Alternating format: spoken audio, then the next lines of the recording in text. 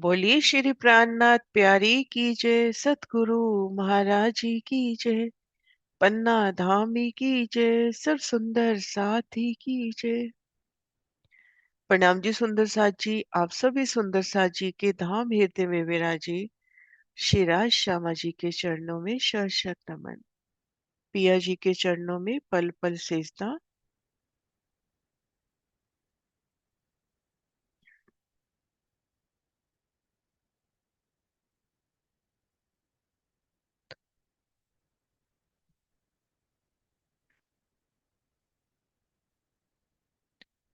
सुंदर साथ जी, आप श्री राजी श्यामा जी की अपार मेहर से श्री परिक्रमा ग्रंथ की शोभा को दिल में लेने का प्रयास कर रहे हैं। प्रकरण हमारा 44 और चौपाई आज बढ़नी है अपने को 21 से। संपूर्णता की ओर आज अपना परिक्रमा ग्रंथ धनी की मेहर से उनके लाड से संपूर्ण हो जाएगा। तो आइए सुंदर साथ जी, उनकी मेहर से प्रारंभ करते हैं। बोली श्री प्राणनाथ प्यारी की जय। कहे 12,000 मोहल फिरते, कई हुक्मे तिनकी बात, तिन हर मोहलो बीच बीच में 12,000 मोहलात। अटक रहे थे इतही बीच आवने मोमिनो दिल, इन अर्श रूहो वास्ते एता कया, विचार करे सब मिल, विचार करे सब मिल।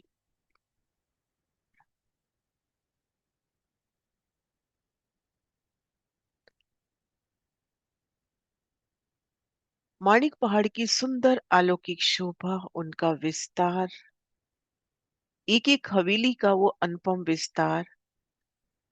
क्या महाराज श्री जी कह रहे हैं कि इन भवनों की शोभा का वर्णन करने में बुद्धि अटक रही है, वर्णन नहीं हो पा रहा। कि एक हवेली में लेवे, हवेली में 12,000 महल, महल में 12,000 मंदिर और मंदिर में 12,000 कोठरियां। और हवेली, महल, मंदिर इन सब में ठीक मध्य कमर भर ऊंचे चबूतरे पर किनार पर 12,000 थम, उनमें 12,000 हिंडोले।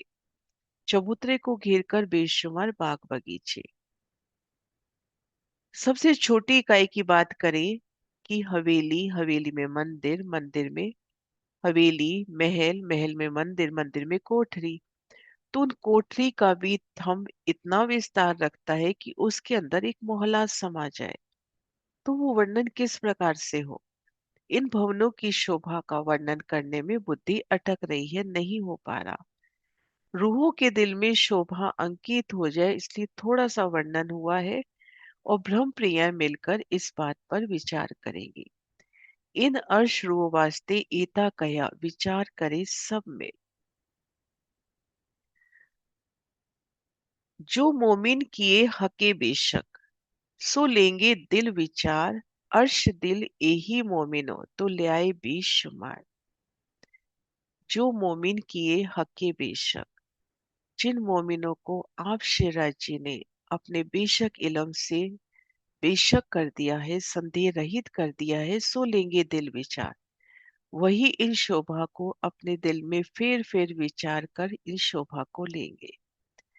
उन अलौकिक अपरंपार शोभा को वही मोमिन लेंगे, उनकी सुंदरता को वही मोमिन धारण करेंगे। अर्श दिल यही मोमिनो, तो ले आए बीस शुमार। इन्हीं ब्रह्मंगनाओं के हृदय को धनी ने अपना धाम कहा और उनकी सुरता श्री परम धाम पहुंच सके, तो उनके वास्ते ही उन अपरंपार बेशुमार शोभा को शब्दों मिलाकर, गिनती मिलाकर यहाँ पर वर्णित किया। थोड़ा सा नेक वर्णन हुआ है और रूह इसी विचार विचार तक उन शोभा तक पहुंचेगी। आगे आए मिली इत नदियां, चक्राव जो पानी चलत, तिन पीछे नदियां मोहल बन की, जाए सागरों बीच मिलत। माणिक पहाड़ की शोभा देखी और माणिक पहाड़ को घेर कर आड़ी खड़ी नहरें। नक्शा निकालती हूँ।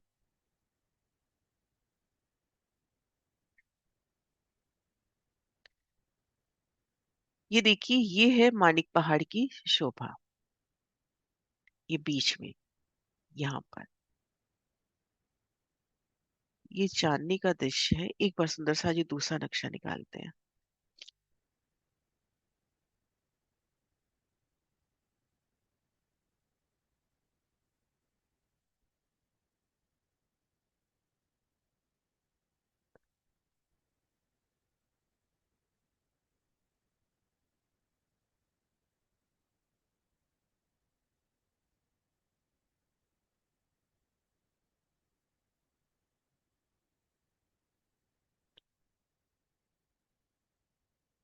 ये देखिए, इस प्रदर्शन में ठीक मध्य माणिक पहल अपने को नजर आता होगा। माणिक पहाड़, थोड़ा भी नक्शा खुल रहा है, खुला नहीं पूरा। और फिर माणिक पहाड़ को घेर कर आड़ी खड़ी नहरें, 12,000 की 12,000 हारे। ये देखिए इस नक्शे में, ये देखिए जमीन पर 12,000 ऐसे गोलाई में और 12,000 आड़ी नहरें। जब ये पहला ताल है, यहाँ तक हिसाब है 400 कोस का। एक हाथ बराबर 400 कोस। और जब 12,000 तालों की 12,000 हारे पड़ जाती हैं, तो जब महानद तक पहुंचते हैं तो लगभग 6,000 कोस का हिसाब हो जाता है। 5,900 कुछ। तो इन हांसों ने इतनी वृद्धि पाई है। अब ये सारा जल इन महानद से होते हुए, ये देखिए, फिर वन की नहरों में समाता हुआ। तो उन शोभा का वर्णन है। ये देखिए सुंदर सा जी नक्शा खुल गया। ये देखिए बीच में तो ये अपने को माणिक पहाड़ नजर आ रहा है, 12,000 भूम। फिर इन माणिक पहाड़ को घेर कर आड़ी खड़ी नहरें। अब ये देखिए भूम दर भूम जल उतरता हुआ, इन नहरों से जल आगे बढ़ता हुआ, कैसे चक्राव से जल आगे बढ़ता हुआ आखिर में महानद में पहुंच गया। अब महानद से ये जल अब आगे बढ़ेगा और वन की नहरों में, यहाँ पर एक नहर मिलेगी और ये संपूर्ण जल वन की नहरों में जाकर समाता हुआ।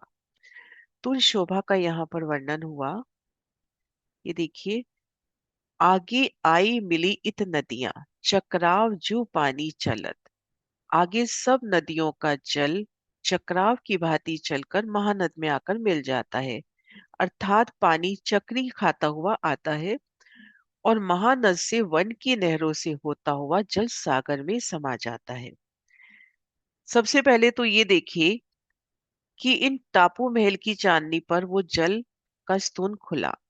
संपूर्ण चांदनी को जल पहुंचाते हुए जल भूम दर भूम, प्रत्येक भूम में जो हमने भीतरी जो गली थी उसमें नहरें देखी, गुप्ता गुप्त पानी सभी भूमों में होता हुआ।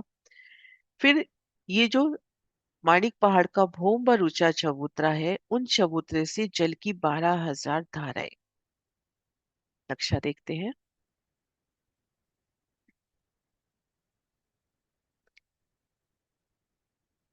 जल उतरते उतरते जब यहां से, मैं एक बार निशान लगा के दिखाती हूँ, 12,000 जो अपने गुर्जाएं हैं, उन गुर्जों से जल नीचे आए इन कुंडों में।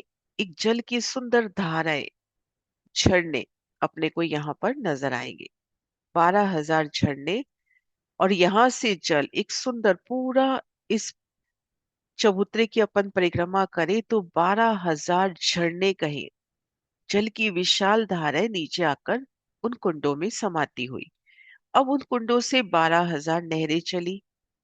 12,000 तो इस तरह से सीधी चली और 12,000 गोलाई में। तो इन सब से पानी होता हुआ फिर लास्ट में ये जल कहाँ पहुंचता है? इन महानद में। माणिक पहाड़ को घेर कर ये जो नहर आई है, इसको महानद करके वर्णित किया गया, क्योंकि यहाँ पर छह एक कोस बराबर लगभग 6,000 कोस, 5,900 कुछ बैठता है हिसाब, 5,912 शायद। तो यहाँ पर लगभग 2,000 मंदिर में ये नहर आई और 2-2 हजार मंदिर में दोनों तरफ रोसे आई।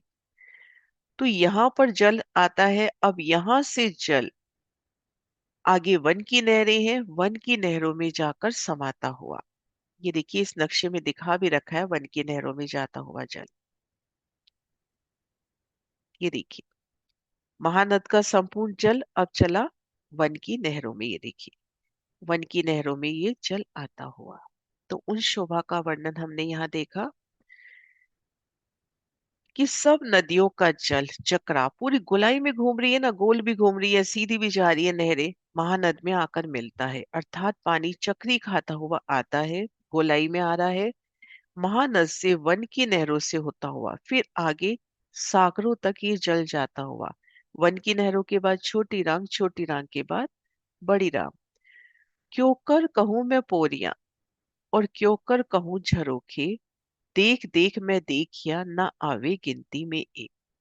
माणिक पहाड़ के मेहराबों का वर्णन, टापू महल जो 20 भोम ऊंचा है उनके झरोखों का वर्णन, कि आप श्री महामती जी कहते हैं कि कैसे वर्णन करो। घेर कर 12,000 पहल, उनमें 12,000 पहल की मंदिरी दीवार, उनमें बड़े द्वारों का वर्णन तो आराम से हो गया कि 12,000 बड़े द्वार है। 24,000 चौखटे बुर्ज हैं, उनमें भी द्वारों की शोभा, छोटे द्वार अपरंपार। फिर टापू महल में घेर कर 12,000 मोहलाते और प्रत्येक मोहलात में झरोखा, ऊपरा ऊपर 20 भोम तक झरोखा की शोभा को कैसे गिनती में वर्णन करें। इस सुंदर साथ को आह्वान की इन शोभा को अपनी आत्मिक दृष्टि से देखिए। माणिक पहाड़ की मेहराबें, टापू महल, उनमें आई झरोखे, इनको बार बार देखने से भी इनकी गणना संभव नहीं है। मैं गिरद कही चोरस कई, पर कई हर बात हवेली, जाके आवे ना मुगल शुमार में तो क्यों जाए गिनी पोरी। अभी हमने वर्णन देखा था कल और परसों में कि जब हम एक माणिक पहाड़ के भीतर प्रवेश करते हैं तो 12,000 हवेलियों की 12,000 हारे। अब यहाँ पे वर्णन आ गया कि एक चौरस है, एक गोल है। हमारे परमहंस महाराज भी जो हुए हैं, जवाहरदास महाराज जी, जुगलदास महाराज जी, उन्होंने भी यही वर्णन किया कि एक और गोल एक चौरस। महामती जी ने भी वाणी में यही वर्णन किया। लेकिन अब कह रहे हैं कि मैंने कहा तो सही एक चौरस है, एक गोल है, एक गोल एक चौरस, कहा तो सही, लेकिन हवेलियां इतने प्रकार की हैं कि मैं उनका वर्णन ही नहीं कर सकता।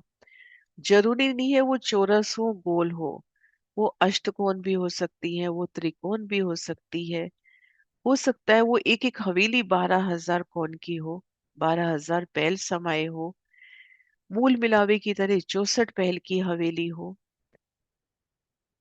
तो अनंत शोभा इन हवेलियों की वर्णन करने में कह दिया कि एक गोल एक चौरस पर कई भांत हवेलियां, अनंत शेप की कहें, शोभा में कहें, एक एक हवेली कैसे सजती हुई, उन हवेली के द्वार, उनकी मेहराबें, उनके चबूतरे, उनके हिंडोले, अपरंपार शोभा एक एक हवेली की। कि मैं गिरद कही चोरस कई, पर कई हर बात हवेली, जाके आवे ना मोहल शुमार में तो क्यों जाए गिनी पोरी। आप श्री महामती जी कह रहे हैं कि मैंने मानिक पहाड़ की हवेली कही गोल और चार कोने वाली, कि कहा गोल और चौरस हवेलियां आई हैं, परंतु वहां तो हर प्रकार की हवेलियां हैं, अनंत प्रकार की है, पर कई हर भांत हवेली। कितनी भांत, अभी हम शुमार में दो चार भी नहीं ला पा रहे। अष्टपहल, त्रिकोण, 64 पहल की, कोई 32 पहल की, कुछ भी हो सकता है, चौरस हो सकती है, आयताकार हो सकती है, एक फूल की शेप में हो सकती है। तो अनंत प्रकार की हवेली है कि अब रूप कितना चितवन करके उन शोभा को देखती है, परंतु वह हर प्रकार की हवेली है। यदि महलों की गिनती, उन हवेलियों की शोभा ही गिनती हम नहीं कर पा रहे तो उनके दरवाजों की कैसे गिनती करेंगे, मेहराबों की गिनती कैसे होगी। जब हक याद जो आवई, तब रू देखा चाहे नजर, दिल अर्श मारया इन घाव से, सो ए मुर्दा सही क्यों कर। जब हक याद जो आवई, जब धाम धनी की ये शोभा, ये वचन याद आएंगे, तब आत्मा शेराजी की शोभा सुंदरता को देखना चाहेगी, तब रू देखा चाहे नजर, रू देखना चाहेगी माणिक पहाड़ की उन अलौकिक शोभा में, माणिक पहाड़ की उन शोभा में धनी संग रमन करना चाहेगी, उन तालों में धनी संग हिंडोलों में झूलना चाहेगी। दिल अर्श मारया इन घाव से, सो ए मुर्दा सही क्यों कर। इन वचनों के माध्यम से ब्रह्म प्रियाओं ने गुण अंग इंद्री को मारकर दिल को श्री राज्य का परम धाम बनाया है। ये जीव श्री राज्य की जुदाई कैसे सहन कर रहा है? ये जीव श्री राज्य की जुदाई कैसे सहन कर रहा है? यही बड़ा आश्चर्य है। सो ये मुर्दा सही क्यों कर, परंतु सब कुछ धनी के हुक्म के अधीन है। सब कुछ धनी के हुक्म के अधीन। रूह को जब शेराजी महाराज की याद आए, तब वो माणिक महल को देखना चाहेगी, उन गोल चौरस हवेली को, उन एक एक हवेली की शोभा को, नगों से जड़ित, फूलों से जड़ित, एक कमल के फूल के समान मानो हजार पाखड़ी की वो हवेली, अनंत प्रकार की हवेली वो देखना चाहेगी, उनके साथ धनी संग रमन करना चाहेगी। ऐसी सुंदर शोभा, धाम की इतनी प्यारी शोभा मोमिनों के दिल में घाव करती है, तो फिर ये संसार के जीव कैसे रह सकते हैं?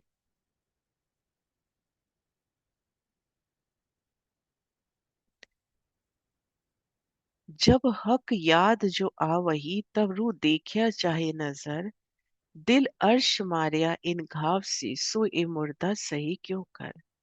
जब धाम धनी जी की वो अपरंपार शोभा, सुंदरता, माणिक पहाड़ की ये अपरंपार शोभा याद आ जाएगी, तब आत्मा शिराजी की शोभा सुंदरता देखना चाहेगी। इन बेशक इलम के इन दिव्य वचनों से भ्रम प्रिया गुण इंद्रियों को मारकर दिल को धनी का अर्श बनाया है। भ्रम प्रियाओं ने, ये जीव भी राज्य की जुदागी कैसे सहन कर रहा है, यही बड़ा आश्चर्य है, परंतु सब धनी के हुक्म के अधीन है। देखो देखो मोहम्मद मोमिनो जागते, जो हक इल्मे दिए जगाए, करे बातें सो हक अर्श की, तू पी इश्क तीनों पिलाए। देखो श्री मोहम्मद मोमिनो जागते, जो हक इल्मे दिए जगाए, शिराजी का हुक्म, रूहों को आह्वान, रूहों को हुक्म करता हुआ कि हे मोहम्मदी और सब ब्रह्म प्रियाएं, जागृत होकर परम धाम की शोभा सुंदरता को देखो। देखो मोहम्मद मोमिनो जागते, श्री परम धाम 25 पक्षों में रमन करो। एक एक गली में उन एक एक चहबच्चे की शोभा को देखो, जो हक इल्मे दिए जगाए। आपको हक के इलम ने जागृत कर दिया है, अपने को परम धाम 25 पक्षों की शोभा में खड़ा कर दिया है। एक एक गली, एक एक थम की शोभा, कि उन थम की शोभा में भी कैसे चित्रामन है। वो चित्रामन भी धनी कदमों की आहट पाते कैसे चेतन होते हुए, उमंग में उल्लासित होते हुए अभिनंदन में प्रस्तुत होते हैं। तो राज्य की जागृत ज्ञान ने हमें ये अच्छे से हमें इल्म दिया है कि किस तरह श्री परम धाम के 25 पक्ष हैं। तुम परम धाम की बातें भ्रम आत्माओं से करके, हे महामती जी, परम धाम की बातें ब्रह्म आत्माओं से करके तारतम वाणी के रस का पान कराओ और स्वयं भी पियो। करे सो बातें हक अर्श की, तू पी इश्क तीनों पिलाए।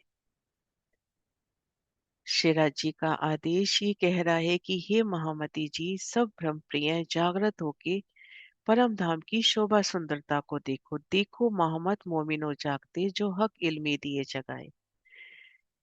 श्री राज्य के तारतम ज्ञान ने तुम्हें जागृत कर दिया है। हे महामती, तुम परम धाम की बातें भ्रम प्रियाओं से कर कर इन्हें तारतम वाणी के रस का पान कराओ और स्वयं भी पियो।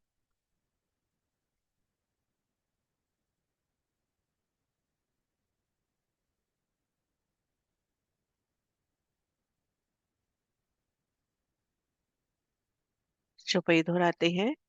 देखो श्री मोहम्मद मोमिनो जागते, जो हक इल्मे दिए जगाए, करे सो बातें हक अर्श की, तू पी इश्क तीनों पिलाए। तू पी इश्क तीनों पिलाए। प्रकरण 44 चौपाई 2481 संपूर्ण। परिक्रमा ग्रंथ अपना संपूर्ण। आप सबको बहुत बहुत बधाई।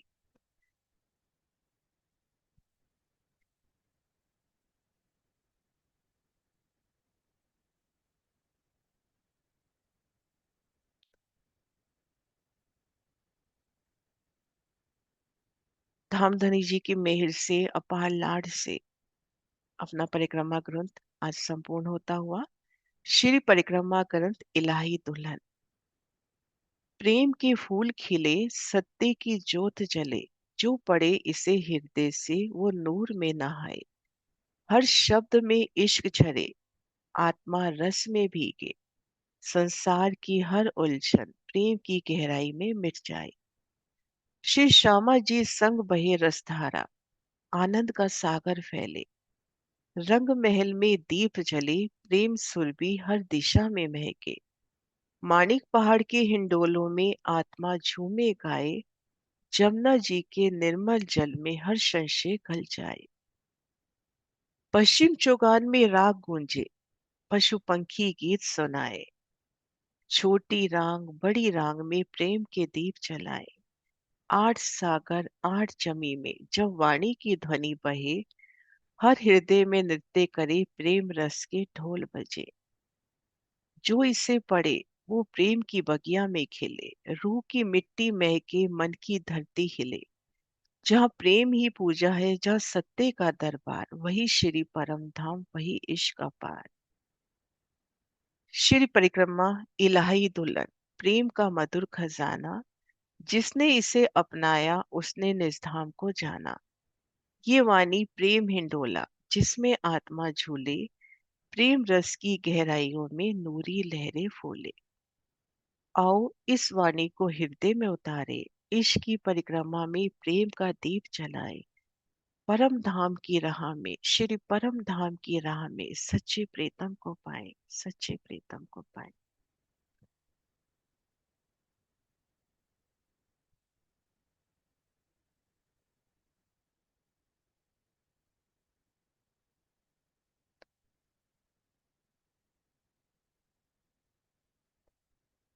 हाँ जी सुंदर साथ जी, आप सबको बहुत बहुत बधाई। आज अपना परिक्रमा ग्रंथ संपूर्ण होता हुआ, धामधनी जी की मेहर से, आप सब सुंदर साथ के सहयोग से। हाँ जी सुंदर साथ जी, कुछ बोलना चाहेंगे?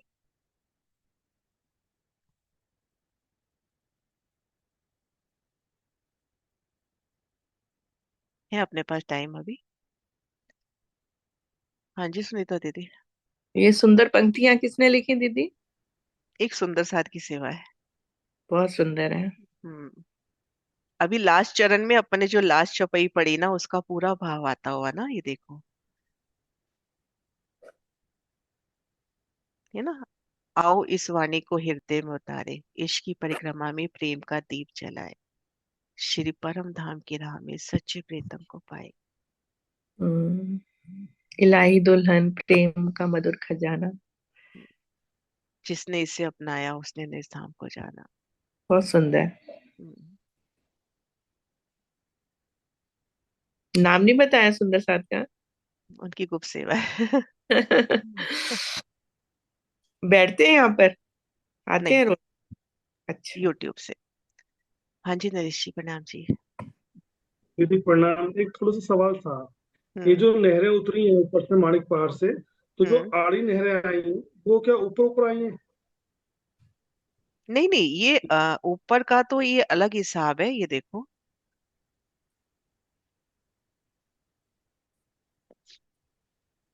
ये देखो, ये नहरें ऊपर नहीं है, नहरें तो नीचे है, देखो नीचे नजर आ रही है ना। अब नहीं, होता जो क्या ये है, आड़ी नहरें जैसे ऐसे आई ना, मतलब ऊपर से तो आई ये कुंड में ऊपर गिर। आई है, ऊपर कैसे आई है वही बता रही हूँ, कि ये जो पहले गुलाई में आ गई नहरें, नीचे जमीन पर आड़ी भी आ गई। अब जहां आड़ी खड़ी नहरें कटी, वहां पे ये देखो, एक में नक्शा मैं दूसरा निकाल रही हूँ। ये जमीन पे देखो, पहले आड़ी और ये खड़ी नहरें आ गई। अब जहां पे नहरें कटी वहां पर ताल हो गए। अब ताल की चारों दिशाओं में मोहलात की शोभा आती है, पांचवों छठी चांदनी की। तो ये जो पहला ताल है, इसमें पांचवं छठी चांदनी के बाद चारों कोनों के महल थंब रूप में ऊपर उठते हैं और 12,000 भोम जाते हैं। अब इसके महल उठते हैं 12,000 से एक भोम कम, ऐसे उतरता क्रम। तो ये देखिए, ये उतरती मोहलातें, ये देखिए उतरती मोहलातें। तो इसलिए अपने को आसमान की ऊंचाइयों में भी नहरें नजर आ रही है। नहरें यहाँ पर भी हैं, लेकिन नहरें नीचे भी हैं। ये देखो, ये तो 12,000 भूम ऊंची भी नहर नजर आ दाएं, रही है ना आपको। हाँ दाएं से जो बाएं को जो नहरें चल रही हैं ऊपर में, हम्म। हम्म। एक कुंड से दूसरे कुंड में जा रही है, ऊपर में ही है। ऊपर में भी है, नीचे भी है। ये देखो, नीचे तो से आ रही है, ये देखो। ताल के ऊपर ये देखो 5 भूम की महल बने। ये महल बने ना, फिर महल के बाद चारों कोनों के जो होल हैं वो थंब रूप में ऊपर उठते हैं। और फिर ऊपर जाकर फिर उनमें झरने कुंड की शोभा आती है। ये देखो। अच्छा। यहाँ पर ये बाहर की तरफ ये देखो, 12,000 भूम से इंडोला, 11,999, 11,998, ऐसे एक एक भूम उतरते हिंडोले, एक एक भूम उतरता जल। और नीचे तो नहरें हैं ही, से ऊपर भी अपने को नजर आ रही है। ये देखो, ये 12,000 भूम में नहर, ये 11,999 उतरता क्रम। हाँ यही पूछ रहा था। हम्म। ठीक दीदी। हाँ जी, सुंदर सा जी। किरण जी, हम्म। ये मतलब हर 12,000 भूम ऊपर है ना माणिक पहाड़, तो हर भूम में स्टोन है। वो स्टोन ऊपर जाके टॉप महल बनाता है, एकदम चांदनी पर। कौन से वाले? ये जो घेर कर आए हैं? कौन से कह रहे स्टोन हो की दीदी? स्टोन की जब जल जाता है ऊपर। वो तो 12,000 भूम, फिर ऊपर 21 भूम 20 भूम और जाता है, 12,000 20 भूम ऊपर जाके खुलता है। अच्छा, नीचे बनता है, नीचे से ऊपर चबूतरे से होता है। ही चला, चबूतरे से ही चला, 12,000 भूम माणिक पहाड़ के साथ गया, फिर 20 भूम टापू महल पे, और टापू महल की चांदी पे खुलता है। अच्छा, वही मैंने कहा हम्म। कि हर जगह नहीं बना हुआ टापू। हम्म। ऊपर जाके चांदनी में ही टापू महल बना है, एक हाँ ही जी। बना है मतलब। हाँ, वो तो एक ही है टापू महल तो। हाँ जी, ये सीता दी। ये परिक्रमा फिर से शुरू कर दीजिए, बहुत अच्छा लग रहा था। हम्म। सुबह का टाइम इसमें बीतता था। हाँ जी। हाँ जी, सीता जी। जी प्रणाम जी दीदी। प्रणाम आपके जी। चरण में कोटि कोटि प्रणाम। मैं दीदी ये बोलना चाहती हूँ, आपको बहुत बहुत धन्यवाद। नहीं नहीं, आपने राजी को इतनी धन्यवाद। अच्छी तरह राजी से, को दिल से हाँ धन्यवाद। राज्य को तो है ही, फिर आपके माध्यम से किया है ना, आपने भी तो समय दिया नहीं, है सब हमारे लिए। राजी की बहुत मौज। अच्छी तरह से वो पहले भी हम थोड़ी बहुत पढ़ते थे, इतनी समझ नहीं आती थी। जब आपने एक एक नक्शे दिखा दिखा के, यहाँ के पिक्चर भी दिखा दिखा के जब समझाए, तब बहुत अच्छी तरह से समझ वो में आई। राजी की मौज मतलब ना, हाँ। पूरा तो, हाँ जी दीदी, पूरा तो समझ में, और अपना भी खुद भी मेहनत चाहिए ना। अब जैसे ये लेकिन माणिक पहाड़ है, जितना, इसकी शोभा को समझने के लिए हाँ अपने को माणिक पहाड़ वाली वीडियो देखनी पड़ेगी, सर्चनी करनी पड़ेगी। है हाँ ना? हाँ, वही। हाँ। लेकिन बहुत बहुत आनंद आया, बहुत अच्छी तरह से समझाया आपने। आपके चरण में कोटि कोटि प्रणाम। प्रणाम जी, धन्यचरण। नहीं हाँ इसमें जी। कोई शक नहीं है। बहुत गहराई उतर गई हमारे दिल में। जो चीज नहीं थी हमारे, वो भी आ गई। यानी वाणी तो पढ़ते थे, गीत भी पढ़ते थे, सुनते थे, करते थे, चर्चा भी करते हैं राजी महाराज की मेहर से, कहीं जाते हैं उधर उधर की बातें करके। लेकिन जो गहराइयां आपने उतारी ना दिल में, वो अलग ही है। धनी वो की धनी मेहर से आप वो धनी की मौज। और फिर देखो सतगुरु महाराज जी का टीका, सतगुरु के वचनों में वैसी सिफत अपने आप में। है ना? बोली श्री जी दीदी। प्राणनाथ प्यारी की जय, सतगुरु महाराज की जय। प्रणाम जी। जय